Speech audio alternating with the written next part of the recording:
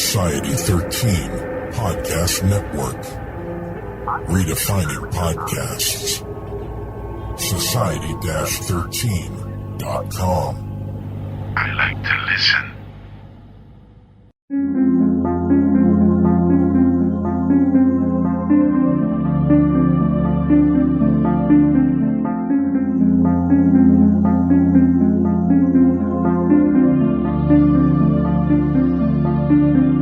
History tells the story of the world and of our lives.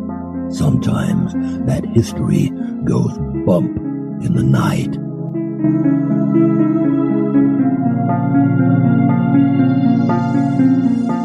Broadcasting from the center of oddity and the supernatural in Central Florida, it's the History Goes Bump podcast. Hello, you spooktacular people. Welcome to this 151st episode of the History Goes Bump podcast. Ghost Tours for the Theater of the Mind. I am your host, Diane. And this is Denise. And on today's episode, we are bringing you a location from Galveston, Texas, Hotel Galvez, and we have a special guest joining us to talk about that, author Kathleen Maca. How are you doing, Kathleen? I'm great. How are you ladies? We're fabulous. So this is a wonderful book. Thank you so much for sending it to us. We have really been enjoying reading it. You have a lot of locations in here. It's called Ghosts of Galveston. How many locations did you do? I think I narrowed it down to just over 40. Just over 40. That's a haunted island. It's a very haunted island. Tell us a little bit about yourself before we get into talking about Hotel Galvez. I'm a local writer. I work for a magazine called Galveston Monthly. I really specialize in more historic writings, but I've been a genealogist and a researcher of historic cemeteries for over 40 years. So I have a book out from last year called Galveston's Broadway Cemeteries about the historic cemeteries in Galveston. And I'm just fascinated. For a little island, it's filled with history and some of it quite spooky, which of course draws me to it. Well, we're taphophiles, so you just made our little hearts go pitter-patter. No, we're like, what? There's another book I need to get. Love cemeteries. It's fabulous. There's a district right on the main avenue of Galveston, and because of they've had to raise the island several times, the burials are 3 layers deep. Oh, my gosh. So we keep finding monuments to bring up. It's pretty fascinating. Wow. Yeah, here you have to be kind of careful about digging down too deep because you go too far and you're hitting the water. Yeah, here too. I had a feeling. It's the same. Well, and that's the thing we did find out when we were up in Boston, in the whole Boston area. A lot of times there were several layers of people buried, but it's because people who couldn't afford graves would just get buried in graves under other people's headstones. True. Or if it's a family plot, I think most people think that people are buried 6 feet deep because that's just the phrase we throw out. But in a lot of states, the actual law is, I think there has to be 18 inches of ground cover. So if the first burial is really 6 feet deep, you can fit quite a few family members on top of each other. That's true. Wow. So we know why people get into history, but when you start talking about ghosts, you get people looking at you a little funny, and you've actually written about it. So what got you interested in writing about the ghost side of history? I've always been interested in ghosts since I was a kid, but you have to kind of meter when you talk to people about history, whether or not you bring up ghosts, because you'll be looked at askance. But it's funny that in investigating some of the stories in this new book about the ghosts of Galveston Island, I had more people coming up to me saying, "Let me tell you what happened to me." I rarely run into anybody on the island that doesn't have a story of their own. So it was pretty amusing to work on. Wow, that's really cool to have that many people that are willing to share their stories as well. It is. It is. And I actually interviewed a realtor the other day for a magazine article and asked him how hard it was to sell a haunted house because so many of the houses have histories. And he said, "Oh, it's a selling point on the island." It's so funny when you think a few years ago it was like, "Ooh, it's haunted, nobody wants it." Now it's like, I'll pay more for it. Yeah, it's like I want to live with a ghost. Right. I need a roommate.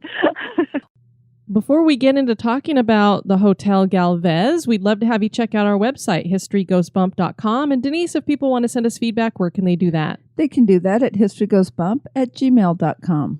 And we did get a message in a comment over under Libsyn. We don't get a lot of comments over there, but this one came through there. Yes, so this is from listener Lindsay.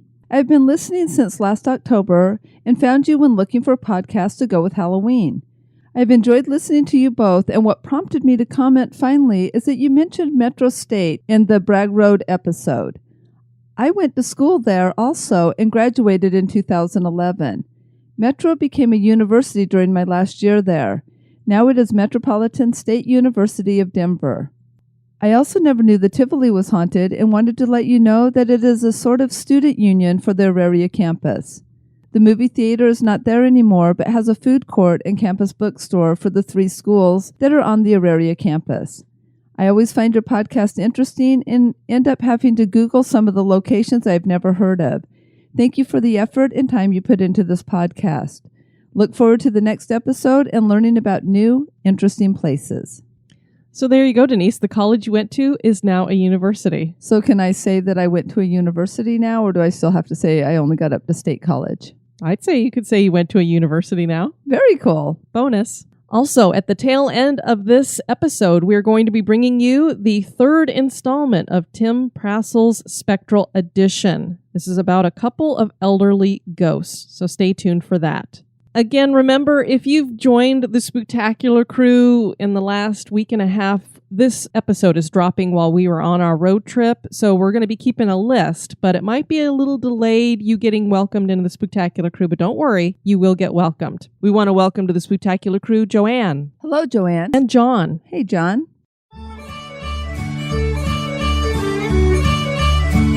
History Goes Bump is entirely listener-supported. Become an executive producer for as little as $1 a month. Get listed on the website and invited to exclusive virtual meetups.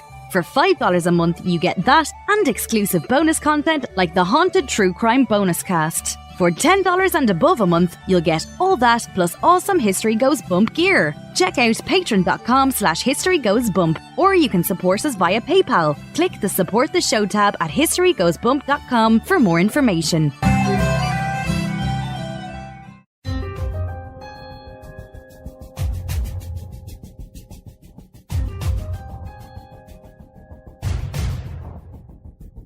History is full of oddities, curiosities, mysteries, and the truly bizarre. Welcome to this moment in Oddity.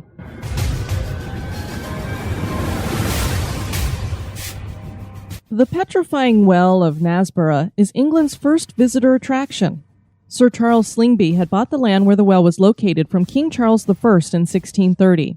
The Petrifying Well was so well known at that time that the enterprising Slingby started charging people to visit the natural oddity.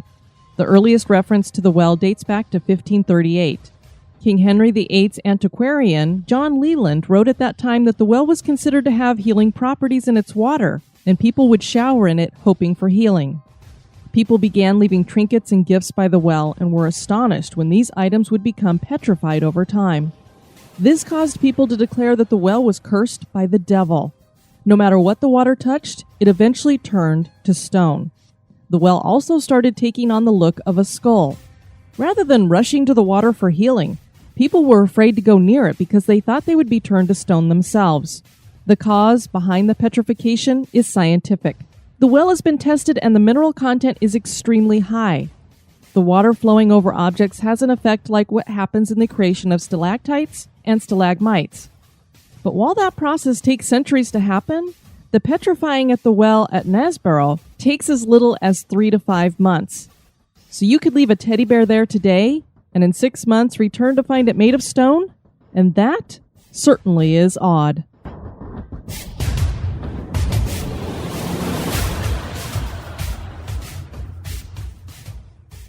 Grab your slippers, hot chocolate, flashlight, and maybe even that baseball bat.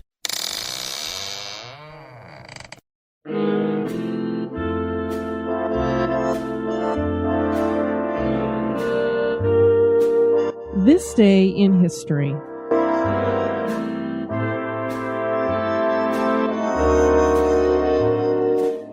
On this day, September 28th, in 1918, the Spanish flu epidemic hits the city of Philadelphia. The Spanish epidemic of 1918 would hit worldwide and reveal just how deadly influenza can be for humans. The origin of the flu is believed to be farm animals in the Midwest. The flu traveled through various animal populations and then mutated into a form that could live in humans. The flu spread slowly throughout the U.S. and then hopped to Europe aboard soldiers headed to World War I battlefields.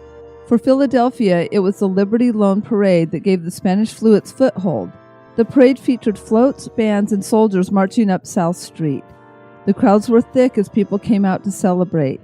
By October 3rd, city officials had closed all schools, theaters, churches, and places of amusement. One of the largest clothing stores in the city, Starbridge and Clothier Department Store, established an emergency telephone switchboard to field calls about the flu and reports of death. Everyone fell ill, from residents to city officials to service workers. The city had one morgue and it was overflowing with bodies. There were 500 bodies there when it was built to handle 36. Bodies were stacked in the hallway where they began to decompose. Convicts were ordered to dig graves and 5 other morgues were opened. When the Spanish flu was done wreaking havoc, 30 million worldwide had died.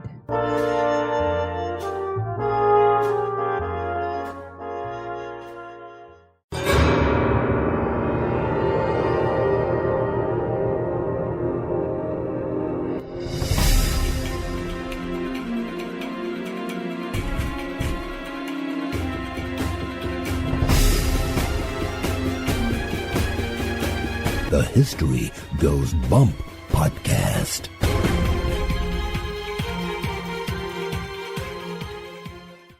Galveston Island is a beautiful setting on the Gulf side of the state of Texas, south of Houston. People flock here as a vacation destination. The island was originally settled by Native Americans, and then explorers came who set down roots. The city of Galveston was chartered in 1839, and the rich came to build their mansions along Broadway. The city grew to be one of the largest in Texas in the late 1800s. This would all change with the great storm that hit on September 8, 1900. Thousands were killed by the hurricane, and 2/3 of the businesses and homes were destroyed. Bodies were buried quickly wherever a spot could be found. The aftermath of the storm and the countless bodies buried beneath the island seem to have opened a portal into the afterlife. Galveston is quite haunted. Many locations on the island claim to have ghosts. Historical researcher and author Kathleen Shanahan, Maca, has just published Ghost of Galveston, and she's going to share the history and hauntings of Hotel Galvez. Well, we don't know anything about Galveston, so tell us a little bit about its history and why it's such a great place. Okay, well, it's a wonderful place. It's been a place to vacation for years. It was founded in 1839, and over the years, it's become, even in the 20s to the 50s, it was a big place for the celebrities to all come because it had gambling and illegal liquor, and nobody cared, and there were brothels, and nobody cared. You kind of came to the island to misbehave. So all of the presidents of the time and celebrities, the Rat Pack used to hang out here and perform and go to all the big hotels. It was just an amazing amusement place. They had piers that went out over the water that had amusement parks on them, and huge electric signs before that was a thing, welcoming people to the Gulf Islands. But it's also seen its share of tragedy. There was a Civil War battle fought here that many people think most of the Civil War battles were a little bit further east in the South, but there was actually one fought here. Oh, really? Yes, it's called the Battle of Galveston. How unique is that?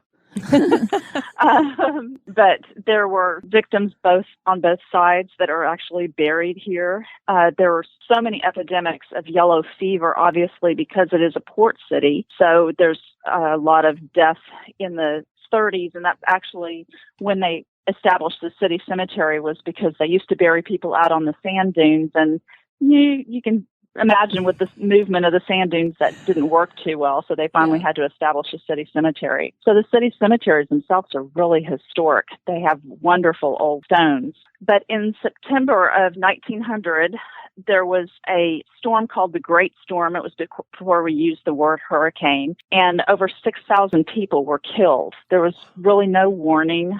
And because there were so many people killed, they had to do what they could to kind of dispose of the bodies. Some of them were buried where they were found, wherever they were found. Some were gathered in wagons and taken out in the Gulf on barges and dumped into the water. Oh. Unfortunately, 3 days later, they all washed back ashore. Great. Oh. So they brought them back into town and had funeral pyres throughout the city. You can imagine with people, there are people buried in people's yards that probably still haven't been found to this day because they were just buried wherever they were found, and the funeral pyres and the loss of so much life. It's really no wonder that the island is so haunted. I was just going to say, based on you telling us that, I'm like, that seems to go hand in hand with this being a very haunted island. Yes. Why wouldn't it be? Well, and I think that hurricane, wasn't that the deadliest one we've ever had in the U.S.? It still stands as the deadliest natural disaster in the U.S. Oh, and this is natural disaster. Wow, that's big. Wow, yeah. Well, you imagine. It's impressive in a bad way. Yeah, there would be nowhere really to go if you're stuck on an island, and back then they didn't have the kind of warning systems that we have now. No.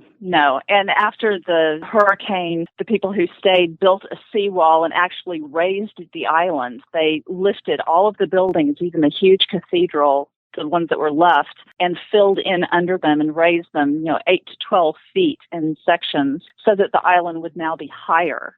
And that's one of the reasons the original cemeteries have layers of burials, because every time they did a raising, they would just resell the plots. Wow, that would have been a huge undertaking. You don't have cranes and stuff back then to do all that. Immense. And they actually have picture postcards and stereo views that you can find online, and on eBay you can kind of see the process, but it's hard to even imagine lifting an entire cathedral and filling under it, but they did it. They were very determined. Apparently, and just to even rebuild, you'd think a lot of people would be like, we lost that many people, we're out of here, this could happen again. And some people did. There were entire families that were wiped out. There were people that lost so many family members that they went ahead and left. But then there were those that decided to rebuild, and people that were kind of attracted by basically a clean slate, that they were building this brand new fabulous city almost from scratch. Well, and that brings us to, do you say it Hotel Galvez? You do. You do. It's named after Bernardo de Galvez. Is that who the island is named for, too? Explorer. It is. They built the hotel as part of the resurgence of Galveston, and to tell people, look, we're recovering. It was $1 million hotel built in 1911, so you can imagine what that is in today's prices. It's pretty impressive. But, of course, being a hotel on a water, and, of course, if you believe in ghosts, then you've probably heard that water kind of retains or attracts energy. And when you're on an island, you're surrounded by water. And the Galvez is right on the water. And it's a very haunted hotel. Everybody accepts it. The workers accept it. The visitors accept it. And they kind of coexist peacefully with them. When did the hotel open? The hotel opened in June of 1911. It was the biggest hotel built at the time. It was on the site of an older hotel that had actually burned right before the 1900 storm. But it had 275 rooms, which was pretty massive for the time. Yeah. They even, according to the local legend, 1915, they had another hurricane, and the guests at the Galvez drank champagne because the water was cut off. And they danced the night away, and one woman even gave birth to a baby in one of the rooms. And that's where the pageant of pulchritude started at the Hotel Galvez in 1920, and that's now known as the Miss Universe contest. Oh, you're kidding. I had no idea. Nope, not many people do. It's kind of an odd thing. It's a fun fact. Their bathing suits covered up much more back then. Yeah, that's for sure. Well, it just amazes me because, like, I've heard of Galveston many, many times when you're just talking about Texas or, but I had no idea that it had so much, that it was so rich in history and stories and ghosts. So now our wish list or our bucket list just grew in just the short time we've been talking to you. Yes, if you're interested in history at all, you immediately feel it when you come across the causeway. It has one of the largest collections of intact Victorian buildings in the nation, and they're beautiful homes. So many of them you can take tours of, and there's a home tour in the spring that you get kind of a peek inside, some of the private ones, but it's a beautiful place to visit. Well, apparently we're going to be going back to Texas more than once, Denise. Now we have to visit there. Well, and I have another fun fact, because something I know just from the things that I like to research of travel that we're doing. And I was always like, why would you want to sail out of there? But Disney Cruise Line actually sails out of Galveston, Texas. I did not know that. It actually does. How about that? Yeah, it definitely does. Several cruise lines do, but Disney's got it. Yep, Disney's over there, because I noticed that, because I'm like, oh, that's weird. I wonder why they went over there instead of just staying in Cape Canaveral. And so now I'm like, oh, good reason to go over and see Galveston and then catch one of our favorite cruises. There you go. So the hotel, do you know what it was built out of and who had it built? Actually, it was built by several of the bigwigs in the city got together and raised the money to build the hotel as part of the resurgence of the city. I honestly don't know what it's built out of, but a lot of the buildings at the time were built out of solid concrete, and those are the ones that have existed so long. They've stayed through all the hurricanes and the strong winds. It's a beautiful, visually hotel. It replaced the beach hotel, which was lost to a fire. And the city leaders basically got together and decided, well, we have to build another hotel. But then the 1900 storm hit. So it took them another 11 years to re-raise the funds, clear the land, and establish the hotel. But there were several deaths from the hurricane that had an impact on the land itself, even though there were no homes at the time. There was an orphanage just down the way on the water that lost all but 3 of the orphans, and all of the nuns passed away. And one of the nuns, Sister Catherine, had tied 9 of the orphans to herself, trying to save them. And right where the Hotel Galvez is now is where their bodies were washed up. Oh, wow. So she actually stays in front of the hotel most times. And if there's a storm coming, that's usually when you see her. But the children have kind of free reign of the hotel and are always causing a little bit of excitement because they're acting just like kids do. And they think that Sister Catherine stays around because she's keeping an eye on the children who can't cross over because they don't understand that they're not there anymore. So apparently people are seeing and hearing a nun and children running around. Yes, they see Sister Catherine. The children actually do just what children would do if they were bored. They're fascinated with electronics and things that would be unknown to them at the time. They turn off and on TVs and lights. They slam doors. They giggle and run up and down the halls and people, call the front desk and say, there are children running amok in the middle of the night, and they poke their head out the door, but they don't see anybody. And the front desk really doesn't flinch. They offer to investigate, but they're so used to all of the reports that they'll usually tell the guests what's going on. That's really neat that they are open to that and welcoming to it. It probably helps it to be a better experience than if you're trying to ignore it or tell people, no, this place isn't haunted. I would think that would be very frustrating.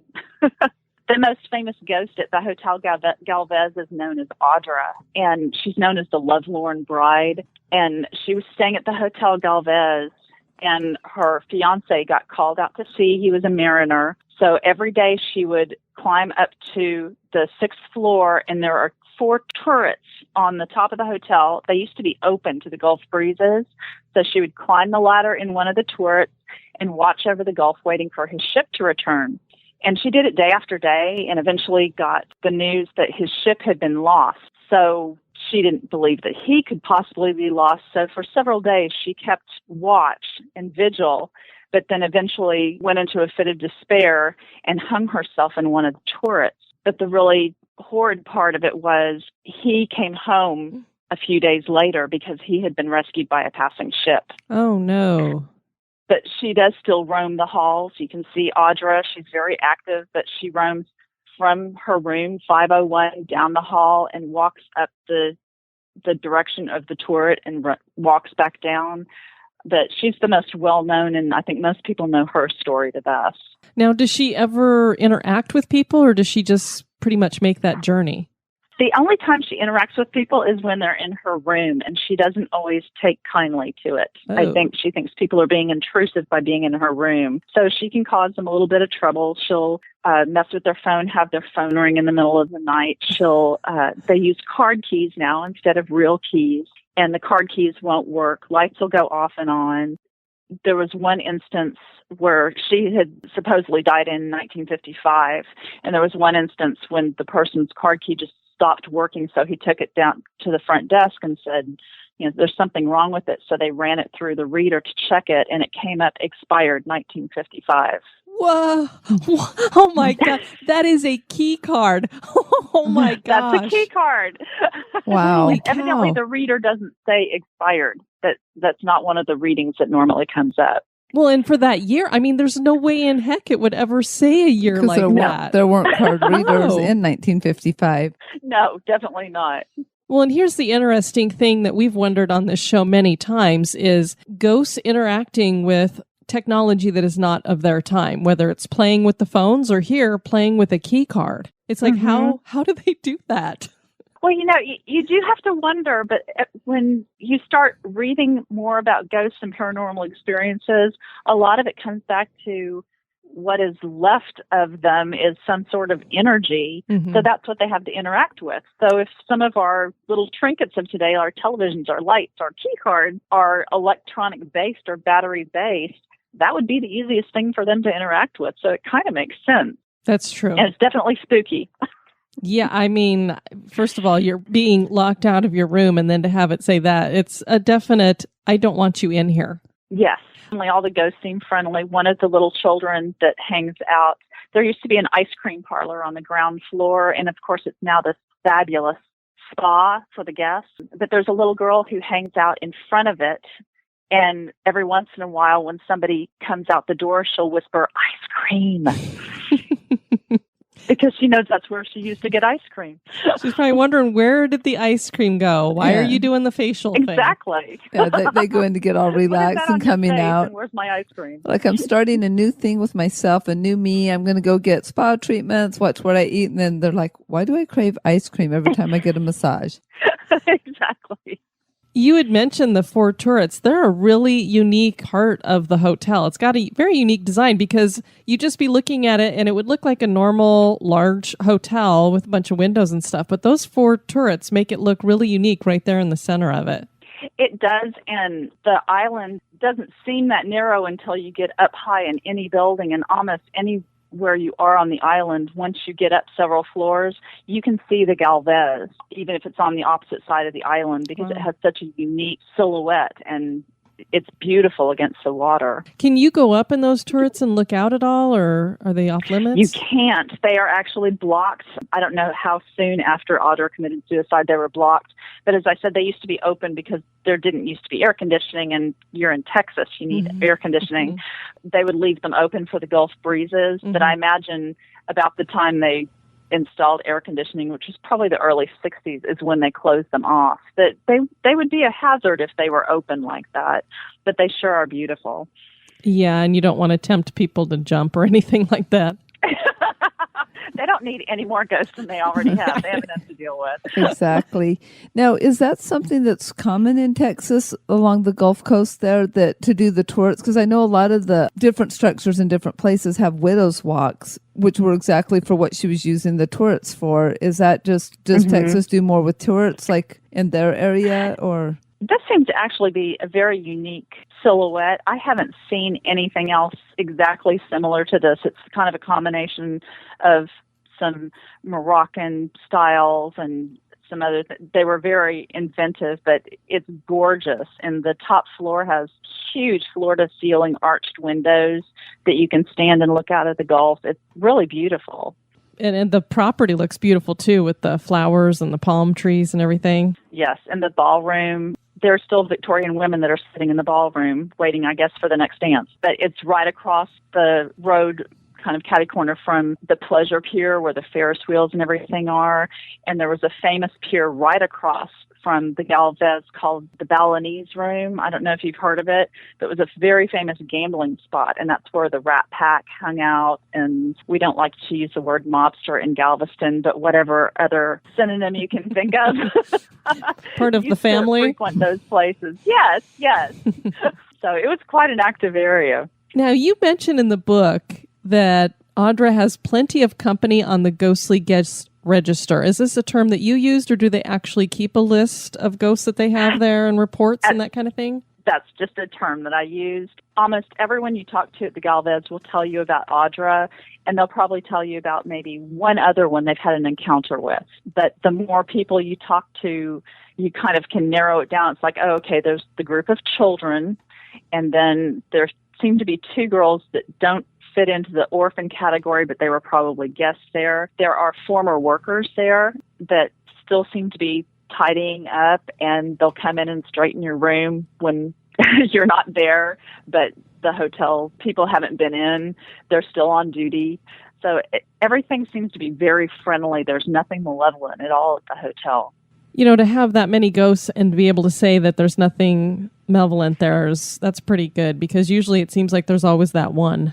Doesn't it, though? It really does. And it's interesting that when I was doing the book, what I tried to do, and I kiddingly say I narrowed it down to just under 40, or just over 40, but it's really true. When I started collecting them, I started out with probably 70 stories, and I thought, okay, now how can I narrow this down? And what I did was cross-reference them with newspaper accounts, historical accounts of events that actually happened, and only used ones that have some historical basis that are actually probably true and that I could cross-reference with an eyewitness account. So that's really saying something that's about as much as I could narrow it down. It's fascinating. And like I said, you can talk to just about anybody in Galveston and they'll have a ghost story for you. Well, that's great, because so many times when we're telling stories, it's like, well, we've heard this story, but it's probably just an urban legend that's gotten widened out and things added to it. So it's really great when you can say, this actually historically happened. Now, whether the nun and the children actually are haunting the place, you know, we always say we leave it up to people to decide, but that really happened. So there really is that possibility there. And we love it when there's that possibility. It's not just somebody saying, well, they have a lady in white here, where you have a lady in white everywhere. But could it be a legend or not? Who knows? But if you've got an actual historical story to go with it, it just makes it that much more real. Absolutely. And I had always heard this story about, they called him William Watson. Oh, you know, William Watson, he got killed and run over by the train. And I had always heard it, but I had never heard any details. And he was actually beheaded by a train. And his head went with the train and his body stayed behind, which was lovely. But I actually found all of the old newspaper accounts and the eyewitness accounts that I seemed to find of seeing his ghost in the old business district match frighteningly closely to the police description of what the body was wearing. Oh, wow. Which is pretty fascinating. Yeah. When you have stuff like that, it's like, wow. You know what makes it interesting that you mentioned that is we have another show that hasn't come out yet. It will come out before this one. And we just talked to her 2 days ago. And it's about the Bragg Light Road that's there in Texas. Same kind of story. This is a conductor who got off the train and got decapitated somehow. So we talked about that for a little while, like, how can that happen? And now you just told us how. It's not in any pleasant manner whatsoever. No. It's a Texas thing. Yeah, don't lose your head in Right. Texas. Goodness. We went to Texas and lost our heads. We get rowdy down here. Things happen. Is there any other ghosts that you wanted to touch on? The opposite side of the island from the Galvez is the old business district, which is called the Strand. It has beautiful historic buildings that have current day businesses on the bottom of them. The top of most of them are lofts, so people actually live in them and use them for storage. And you can go and just pick one, throw a coin, and go in whichever one it lands near, and they'll tell you their ghost story. A lot of that has to do with after the 1900 storm, when they were loading all of those bodies onto the barges, they stored the dead in the ground floors of those buildings. And there are actually photos to prove it. So they think there are a lot of people that just kind of lost their way. And there's one building in particular that's a beautiful corner building with lovely gift shops and a restaurant downstairs now. But during the storm, the water was up to the second floor, and there was a school teacher on the second floor, and she stood out on the ledge and pulled bodies in from the water. And some were still living and some were dead, and they would put the dead to one side of the building and the living to the other side. And she nursed the ones that were still living for 3 days until she succumbed. And she is still in the building. She still wanders. They see her quite often.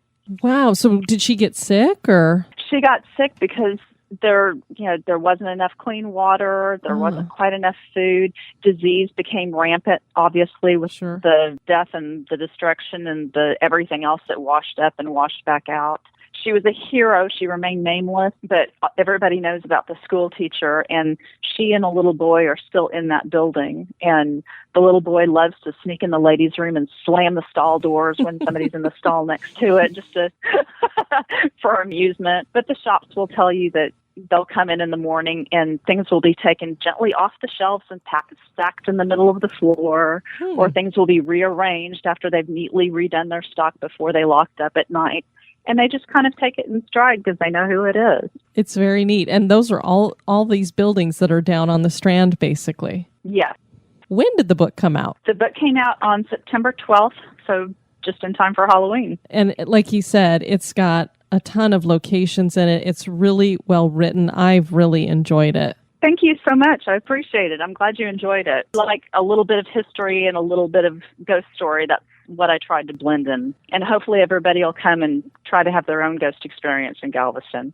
Well, I've really enjoyed the book as well, just because I like the easy way that it flows, that it's not choppy, that it's very easy to follow. And I really like your style of writing. Thank you. I appreciate that. So what are you working on next? Actually, I just started a book about the Galvez Hotel and its history, and that will be coming out from History Press as well. Well, that sounds fabulous, and we are looking forward to heading down there. I'm sure they have a ghost tour in Galveston. They have great ghost tours. There's a gentleman named Dash Beardsley, and he and his crew have tours all over the island. They have a Strand tour that's wonderful, that's kind of age-appropriate for everybody. They have a cemetery tour. They have several different ones. One of them is a secret societies tour, but they do a really good job. They've done their research, they've done their homework, and they're very entertaining. It sounds like fun. Secret societies, too? Wow.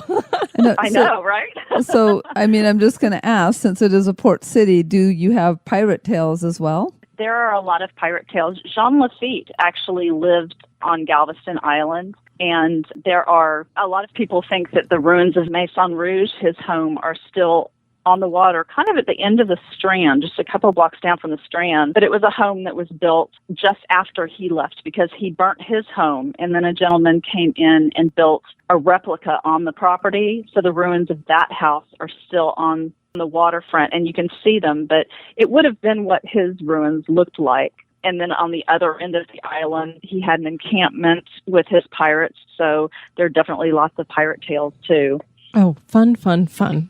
Love it. So where can people find your books and find out more about you? My books are available on Amazon, so that's the easiest place to find them. And the latest one is called Ghosts of Galveston. The one before that is Galveston's Broadway Cemeteries. They can find me on Facebook under author Kathleen Shanahan Maca, or Instagram Kathleen Maca, or Twitter @author Maca. I'm everywhere. Apparently so. We love it. Well, we love that you've been listening to the show, and thank you so much for sending the book. And I mean, there's so many locations in here. I have no doubt that we'll have you back on to talk about somewhere else again. Well, thanks. I'll look forward to it. And I really enjoy your show. Thanks for providing this great place that people can discuss their ghost stories and not be afraid to talk out loud. I know, and it just makes history that much more fascinating and interesting, I think, is to talk about some of that other stuff, too. Absolutely. It's a good way to get the kids into it. Well, that's what got me into it. Yeah, well, and even just wanting to travel and see things, because literally every time we do a location, especially if we get to talk to somebody like yourself, I'm instantly like going, in fact, I've already looked up rates on the hotel, and I've already looked up cruising itineraries, and I'm like, okay, so if we go for 4 days and tour the island, we could stay there, and then we could catch this cruise. Yeah, so I've already got the itinerary planned as we were sitting here talking and discussing ghosts. So we're set. That's great. Well, we'll look forward to your visit. All right, Kathleen, have a great evening. Thanks, you too. I appreciate you calling. All right, Okay. take care. You too. Bye-bye. Bye-bye. Bye-bye. Are the spirits of the tragic victims of the storm still walking the island? Could Galveston be one of the most haunted islands in the world? Is the Hotel Galvez haunted? That is for you to decide. Well, that was great having Kathleen on. I love having people who know an area really well like that. I agree. That was very, very cool. And it is a really good book, so check it out if you get a chance. And we do have a link to Kathleen's author page at Amazon up in the show notes as well, so that you can order either of the books that she has out.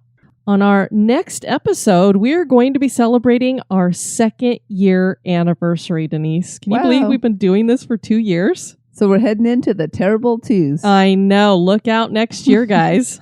I'm really looking forward to it. It will launch our October, and I believe we're going to be bringing you 10 or 11 episodes. We do an episode every other day the week of Halloween. And usually we try to pull out some of our more creepier locations for that or topics. So that should be a lot of fun. That will be dropping. We're actually have it loaded up again while we're gone. So I put it in to drop on September 30th. So you'll get an early listen to it. We also will be announcing on that show and reading stories from our Flash Fiction Contest, and our top 3 winners will be announced at that time. Yes, and just a fun fact for those Disney lovers out there is October 1st, besides being our 2-year anniversary, is also going to be the 45th anniversary of Disney's Polynesian Village Resort and the Magic Kingdom, along with Disney's Contemporary Resort and Fort Wilderness Resort and Campgrounds. All right, well, here is the 3rd installment of Tim Prasil's Spectral Edition.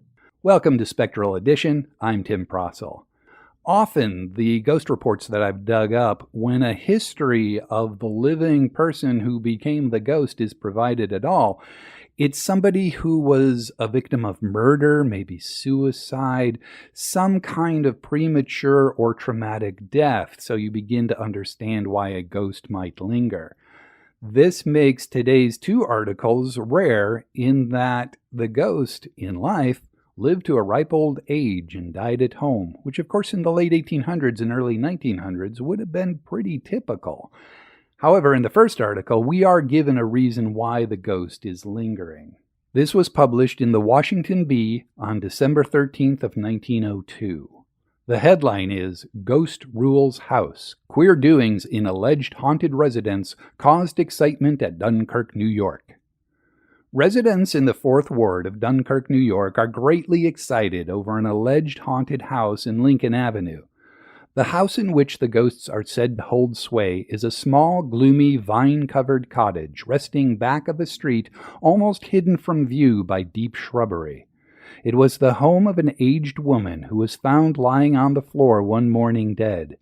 For years she had led the life of a recluse, and her every action had been shrouded in mystery. After her death, considerable money was found secreted about the place. Within the past 2 years, over a dozen families have lived in the house. None remained longer than 2 weeks.